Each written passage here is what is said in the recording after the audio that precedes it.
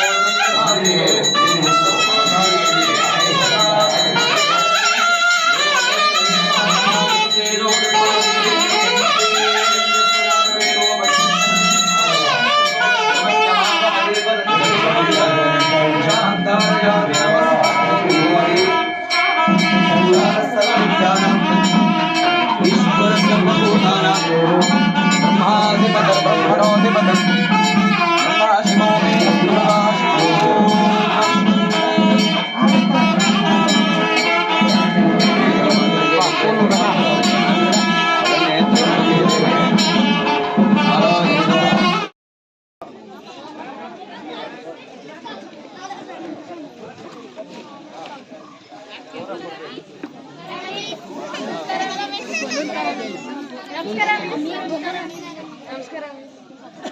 Miss ನಿಮ್ಮನ್ನು ತಯಾರು ಮಾಡ್ಕೊಂಡು ಆಗ್ತಾ ಇದೆ. ದೇಹೋ ಬೃಹಸ್ಪತಿ ಧ್ರುವಂತ ಇಂದಸ್ತಾದ್ಗಸ್ತ ರಾಷ್ಟ್ರಂ ಧಾರಯತಾಂ ಧ್ರುವ.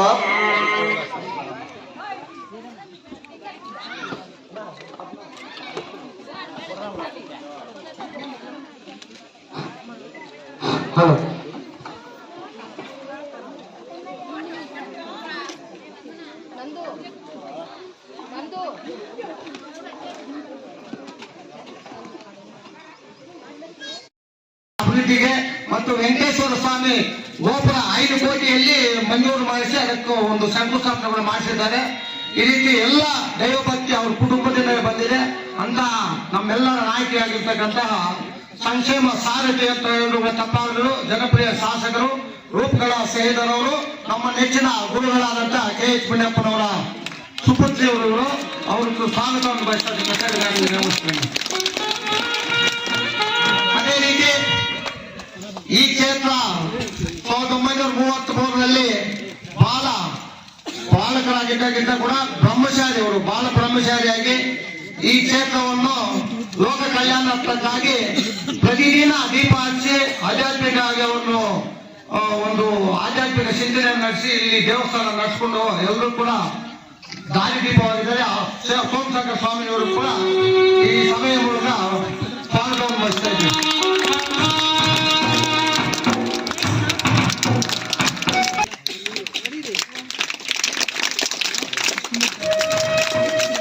ಕರ್ನಾಟಕದ ಪ್ರಪ್ರಥಮ ಮುಖ್ಯಮಂತ್ರಿ ಕೆ.ಸಿ. ರೆಡ್ಡಿಯವರ ಕುಟುಂಬ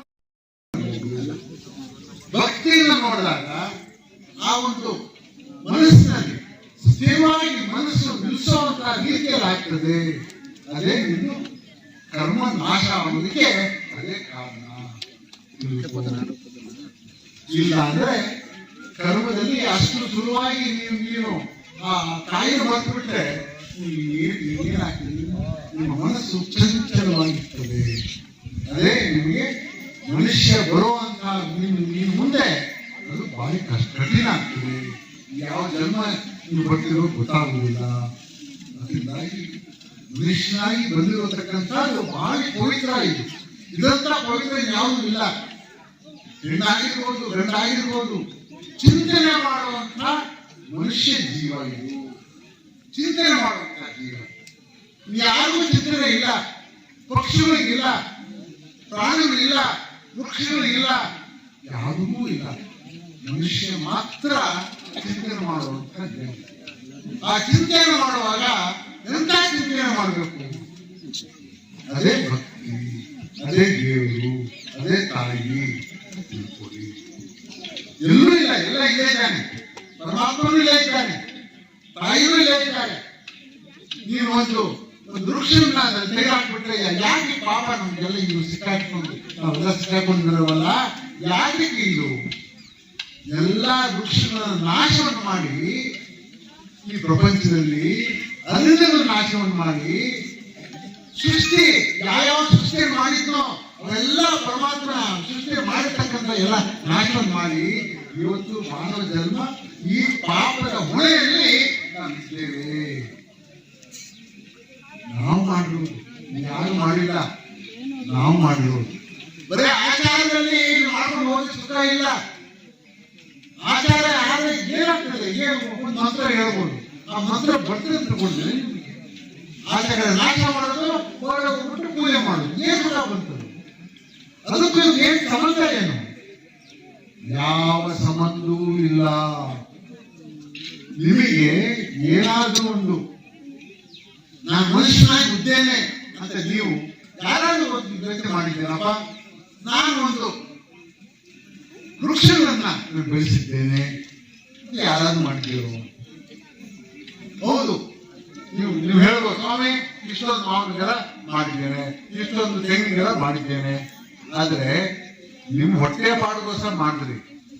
ವೃಕ್ಷ ಏನು ಪ್ರಕೃತಿಯ ರಕ್ಷಣೆ ಮಾಡೋದಕ್ಕಲ್ಲ, ನಂದಲ್ಲ ಇದು ಅಂತ ಮಾಡಿದ್ರ ನೀವು. ಒಂದು ಏನಾದ್ರೂ ಒಂದು ಒಂದು ಒಂದು ಮರವನ್ನ ಬೆಳೆಸಿ ಒಂದು 10 ವಾರ ಆಗಿ ಸಮಯದಲ್ಲಿ ಬಂದು ಇಲ್ಲಿ ಈ ಮರದಲ್ಲಿ ಇಷ್ಟೊಂದು ಹಣ್ಣಿದಾವೆ, ಸಂತೋಷ ತಿಂದಿದ್ದೇನೆ, ಯಾರು ಇದನ್ನ ಬೆಳೆಸಿದಾರೋ ಚೆನ್ನಾಗಿ ಇಟ್ಟಿರ್ಲಿ ಅಂತ ಆ ಪಕ್ಷಿ ಏನಾದ್ರು ಹೇಳಿದ್ರೆ ಕರ್ಮ ಎಲ್ಲವೂ ನಾಶ ಆಗ್ತದೆ. ಇದೇ ಪ್ರಕೃತಿ, ಇದೇ ತಾಯಿಯ ಸೇವೆ ತಿಳ್ಕೊಳ್ಳಿ. ಇದು ನಿಜವಾದಂತ ಸೇವೆ, ಯಾವುದೂ ಅಲ್ಲ. ಬರೀ ಆಚಾರ ಅಲ್ಲ, ಪೂಜೆ ಅಲ್ಲ, ಯಾವುದೂ ಇಲ್ಲ. ಇಷ್ಟು ತಿಳ್ಕೊಳ್ಳಿ. ಇದನ್ನು ಯಾರು ಮಾಡಿದ್ದಾರೋ ಇವಾಗ ನಿಮ್ಗೆ ಗೊತ್ತಾಗ್ತದೆ ನಾವು ಎಲ್ಲಿದ್ದೇವೆ, ನಮ್ಮ ಮನಸ್ಸು ಎಷ್ಟು ಕೆಟ್ಟಿದೆ ಅಂತ ನಿಮ್ಗೆ ಗೊತ್ತಾಗ್ತದೆ. ಇವತ್ತು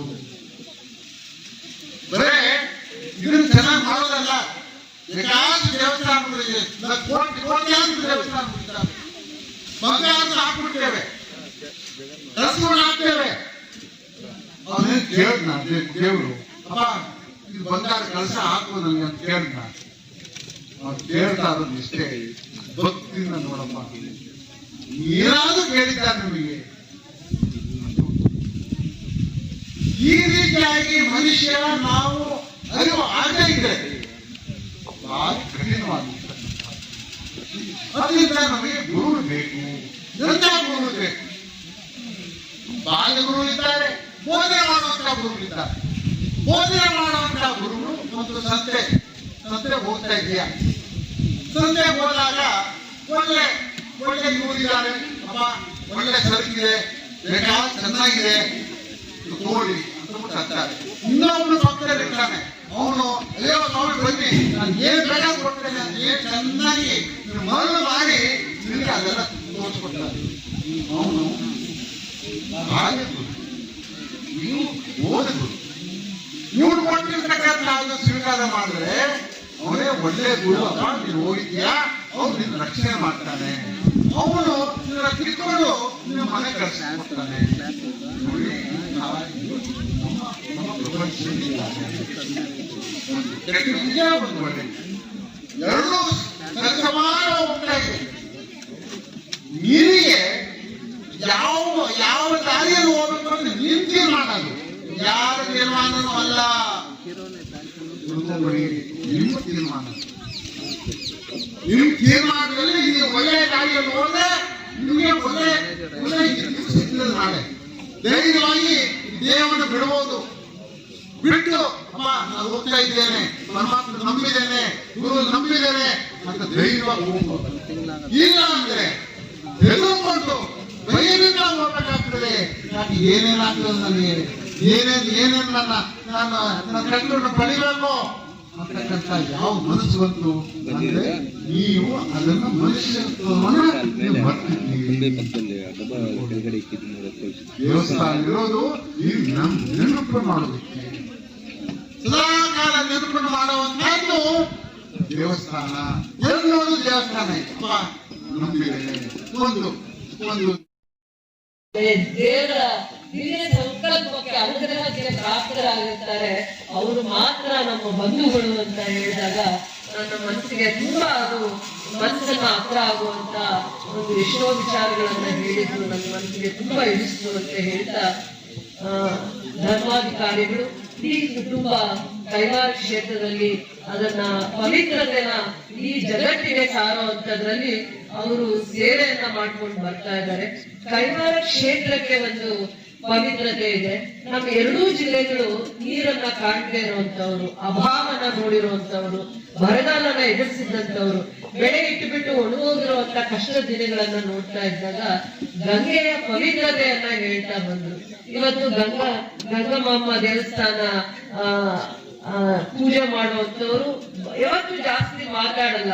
ಸೋಮಶೇಖರ್ ಸ್ವಾಮಿಗಳು ಯಾವತ್ತು ಮಾತಾಡಲ್ಲ. ಆ ತಾಯಿನ ಆರಾಧಿಸಿ ಕೈವಾರ ಕ್ಷೇತ್ರದ ಧರ್ಮಾಧಿಕಾರಿಗಳನ್ನ ಇಲ್ಲಿಗೆ ಕರ್ಸ್ಕೊಂಡಿದ್ದಾರೆ ಅಂತಂದ್ರೆ ಏನು ಪವಿತ್ರತೆ ಅಂತ ನೋಡಿ ನಮ್ಗೆ ಗೊತ್ತಿಲ್ಲ. ನಾವು ಸ್ವಾಮಿಗಳಾದ್ಮೇಲೆ ಅವ್ರನ್ನ ನೋಡಿರೋದು, ಅವ್ರ ಕುಟುಂಬ ಅವ್ರನ್ನ ಚಿಕ್ಕವರಿಂದ ನೋಡಿದ್ರೆ ಈ ಊರಲ್ಲಿ ಬೋರ್ಗೆ ನೀರ್ ಸಿಕ್ಕಿರ್ಲಿಲ್ಲ. ಒಂದ್ ಎಷ್ಟೊಂದು ಬೋರ್ಗಳಾಗ್ದಾಗ, ಆದ್ರೆ ಕೊನೆಯಲ್ಲಿ ಯಾವಾಗ ಪೂಜೆ ಮಾಡಿ ಸಂಕಲ್ಪ ಮಾಡಿ ಮತ್ತೆ ಬೋರ್ ಹಾಕಿದಾಗ ಈ ದೇವಸ್ಥಾನದ ದೇವಸ್ಥಾನದ ಪಕ್ಕದಲ್ಲೇನೆ ನಮ್ಗೆ ನೀರ್ ಸಿಕ್ಕಿರುವಂತದ್ದು. ಈ ಊರಿಗೆ ಆಗುವಷ್ಟು ನೀರು ದೇವಸ್ಥಾನದ ಹತ್ತಿರದಲ್ಲಿ ಪೂಜೆ ಮಾಡದ್ಮೇಲೆ ನೀರ್ ಸಿಕ್ಕಿರುವಂತದ್ದು. ಒಂದ್ ಎರಡ್ ಮೂರ್ ಬೋರ್ ಹಾಕಿದ್ವಿ, ಫೇಲ್ಯೂರ್ ಆಯ್ತು. ಕೆರೆ ಅಂಗಡಿಯಲ್ಲಿ ಹಾಕಿದ್ವಿ, ಅದು ಫೇಲ್ಯೂರ್ ಆಯ್ತು. ತಾಯಿ ಸನ್ನಿಧಿಯಲ್ಲಿ ಹಾಕಿದ್ವಿ, ಅವತ್ ಮಾತ್ರ ನೀರ್ ಸಿಕ್ತು. ಇವತ್ತು ದೇವಸ್ಥಾನದಲ್ಲಿರುವಂತ ದೇವಿ ಅಷ್ಟೇ ಪವಿತ್ರತೆ ವನ ದೇವತೆಗಿದೆ, ಪ್ರಕೃತಿಗಿದೆ ಅನ್ನುವಂತ ಸಾರಾಂಶನ ಬಹಳ ಚೆನ್ನಾಗಿ ಹೇಳಿದ್ದಾರೆ. ನಾವು ಅವ್ರ ಮುಂದೆ ನಿಂತು ಮಾತಾಡುವಷ್ಟು ದೊಡ್ಡ ವ್ಯಕ್ತಿಯಾಗಿ ಬೆಳೆದಿಲ್ಲ. ದೇವರು ಜನಗಳು ಅನುಗ್ರಹದಿಂದ ಏನೋ ಒಂದು ಕ್ಷೇತ್ರದಲ್ಲಿ ಸೇವೆ ಮಾಡ್ತಾ ಇದೀವಿ. ಇಡೀ ರಾಜ್ಯದಲ್ಲಿ ದೇಶದಲ್ಲಿ ಕೈವಾರ ಕ್ಷೇತ್ರ ಬಡವ್ರಿಗೆ, ಯಾರೋ ತುಂಬಾ ಬಡವರು ಇರ್ತಾರೆ, ಅವ್ರು ಮದ್ವೆ ಮಾಡ್ಕೋಬೇಕು ಅಂದ್ರೆ ಅವರು ಸೇವೆ ಮಾಡ್ತಾರೆ. ಆಮೇಲೆ ಸಾವಿರಾರು ಕುಟುಂಬಗಳಿಗೆ ಕೆಲಸ ಕೊಟ್ಟಿದೆ. ಲಕ್ಷಾಂತರ ಮಕ್ಕಳು ವಿದ್ಯಾಭ್ಯಾಸ ಮಾಡಿ ಎಷ್ಟೋ ದೇಶಗಳಲ್ಲಿ ವಿದೇಶಗಳಲ್ಲಿ ಓದ್ತಾ ಬಂದಿದ್ದಾರೆ. ನನ್ನ ಜೊತೆ ಇರ್ತಿರೋ ಒಂದು ತಂಗಿಗೂ ಮೆಡಿಕಲ್ ವೈದ್ಯರಿಯಲ್ ಮೆಡಿಕಲ್ ಮಾಡ್ಕೊಂಡ್ಮೇಲೆ ಮತ್ತೆ ನನ್ನ ತಂಗಿ MD ಮಾಡಿದ್ದು ಇವರ ಆಶೀರ್ವಾದದಲ್ಲಿ. ನನ್ನ ತಂದೆ ಹೋದಾಗ ಫೀಸ್ ಕೂಡ ಕಟ್ಟಿಸ್ಕೊಳ್ಳಿಲ್ಲ. ನನ್ನ ತಂಗಿಗೆ ಜ್ಞಾನೇಶ್ವರಿ ಅನ್ನುವಂತ ತಂಗಿಗೆ MD ಮಾಡಿದ್ದು ನಿಮ್ಮ ಇದರಲ್ಲಿ. ನಮ್ಮ ತಂಗಿ ಮತ್ತೆ ಅವ್ರ ಮನೆಯವರಿದ್ರು ಓದಿದ್ದು ಅವ್ರ ಮನೆಯವ್ರು ಬೇರೆ ಕಡೆ, ಸೇವೆ ರಾಮಯ್ಯಲ್ಲಿ ಮಾಡಿ ಅದಾದ್ಮೇಲೆ ದುಬೈಲು ಒಂದು 10 ವರ್ಷ ಕೆಲಸ ಮಾಡ್ಕೊಂಡು ಈಗ ವಾಪಸ್ ಬಂದಿದ್ದಾರೆ. ನನಗೆ ನಿಮ್ಮ ಪವಿತ್ರವಾಗಿರುವಂತ ಸಂದೇಶ, ಮಾತುಗಳು ಮತ್ತೆ ನಾವು ನಮ್ಮಲ್ಲಿ ಸಂಸ್ಕೃತಿ ಇದೆ, ಆದ್ರೆ ಆ ಸಂಸ್ಕೃತಿನ ನಾವು ಆಚರಣೆ ಮಾಡುವಂತ ಪದ್ಧತಿಗಳನ್ನ ಬದಲಾವಣೆ ಮಾಡ್ಕೋಬೇಕು ಈ ಮುಂದೆ ಅನ್ನೋ ಒಂದು ಸಂದೇಶ ಇದೆಯಲ್ಲ, ಈ ಮಾರ್ಗದರ್ಶನ ಇನ್ನೆಲ್ಲೂ ಸಿಗಲ್ಲ ನಮಗೆ ಅನ್ನುವಂತ ಸತ್ಯನ ತಿಳ್ಕೋಬೇಕು. ದೇವ್ರ ಸೇವೆ ಮಾಡ್ತಾ ಮಾಡ್ತಾ ಅವರು ಮನಸ್ಸಿಂದ ದೇವ್ರು ಏನೇನು ಒಂದು ಸಂದೇಶನ ಕೊಡ್ತಾರೆ, ಅದೇ ಮತ್ತೆ ಭವಿಷ್ಯದಲ್ಲಿ ಅದು ಬಹಳ ಒಂದು ಬದಲಾವಣೆ ಕಲ್ಯಾಣ ಕಾರ್ಯಕ್ರಮಗಳಾಗ್ಲಿಕ್ಕೆ ಅವಕಾಶ ಆಗುತ್ತೆ.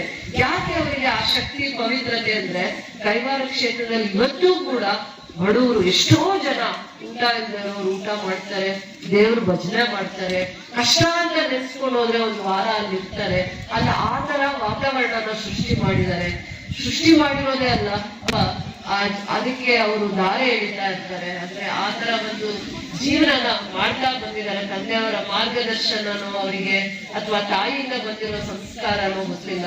ನಾನು ಪ್ರಕೃತಿನ ದೇವತೆಯಾಗಿ ನೋಡಿದ್ರಲ್ಲ, ಅದು ತುಂಬಾ ವಿಚಾರ ತಿಳ್ಕೋಬೇಕು. ಯಾಕಂದ್ರೆ ನಾವು ಈಗ ಮನೆ ಕಟ್ಟಬೇಕು ಅಂತೀವಿ, ಮನೆ ಹತ್ರ 4 ಗಿಡ ಇದ್ರೆ ಮರ ಇದ್ರೆ ಒಳ್ಳ, ಆದ್ರೆ ಪ್ರಕೃತಿ ದೇವತೆ ಬದುಕಬೇಕು ಅಂದ್ರೆ ನೀರ್ ಶುದ್ಧವಾಗಿರೋ ಗಾಳಿ ದುಡ್ಡು ಕೊಟ್ರೆ ಸಿಗಲ್ಲ. ಏನು ಇವತ್ತು ಪ್ರಕೃತಿಯಲ್ಲಿ ನಮ್ಗೆ ಆರೋಗ್ಯ ಇದೆ, ಪ್ರಕೃತಿಯಲ್ಲಿ ಒಂದು ಜೀವನ ಒಳ್ಳೆ ಜೀವನ ಇದೆ. ದುಡ್ಡು ಕೊಟ್ರೆ ಮುಂದೆ ಎಲ್ಲೂ ಏನೂ ಸಿಗಲ್ಲ, ಏನೂ ಸಿಗಲ್ಲ. ದುಡ್ಡಿರುತ್ತೆ ಆದ್ರೆ ಆರೋಗ್ಯ ಇರಲ್ಲ, ದುಡ್ಡಿರುತ್ತೆ ಆರೋಗ್ಯವಾಗಿರೋ ವಾತಾವರಣ ಇರಲ್ಲ, ಗಾಳಿ ಇರಲ್ಲ, ಬೆಳೆದಿರುವಂತ ಬೆಳೆ ಇರಲ್ಲ. ಅದನ್ನ ತುಂಬಾ ಸವಿಸ್ತಾರವಾಗಿ ನಮ್ಮ ಮನಸ್ಸಿಗೆ ಮುಟ್ಟೋಗೆ ಎಷ್ಟು ತಾಳ್ಮೆಯಿಂದ ಬಂದಿದ್ದಾರೆ, ಎಷ್ಟು ಒಂದು ದೂರದೃಷ್ಟಿ ಸಂಕಲ್ಪ ಅವರಿಗಿದೆ. ಬಡವರು, ರೈತರು, ಪಕ್ಷಿಗಳು, ತಾಯಿ ಅಂದ್ರೆ ಪೂಜೆ ಮಾಡಿದ್ರೆ, ಕುಂಕುಮಾರ್ಚನೆ ಮಾಡಿದ್ರೆ ಆ ತಾಯಿ ಒಲಿಯಲ್ಲ. ತಾಯಿ ಅಂದ್ರೆ ಭಕ್ತಿ, ತಾಯಿನ ನೋಡೋದೇ ರೀತಿ ನೋಡು, ತಾಯಿನ ಬಹಳ ಗೌರವಾಗಿ ನೋಡು, ಭಕ್ತಿಯಿಂದ ನೋಡು. ಹೌದು, ತಾಯಿನೇ ತುಂಬಾ ಪವಿತ್ರತೆ ಇಟ್ಕೊಂಡಿರ್ತಾಳೆ. ತಾಯಿ ತನ್ನ ಮಗ ಕಷ್ಟದಲ್ಲಿದ್ರೆ ಊಟ ತಿನ್ನಲ್ಲ. ತನ್ನ ಮಗ ಎಷ್ಟೇ ವಯಸ್ಸಾಗಿರ್ಲಿ ಕಷ್ಟದಲ್ಲಿದ್ರೆ ಊಟ ತಿನ್ನಲ್ಲ. ತನ್ನ ಮಗನ ಆರೋಗ್ಯ ಸರಿ ಇಲ್ಲ ಅಂದ್ರೆ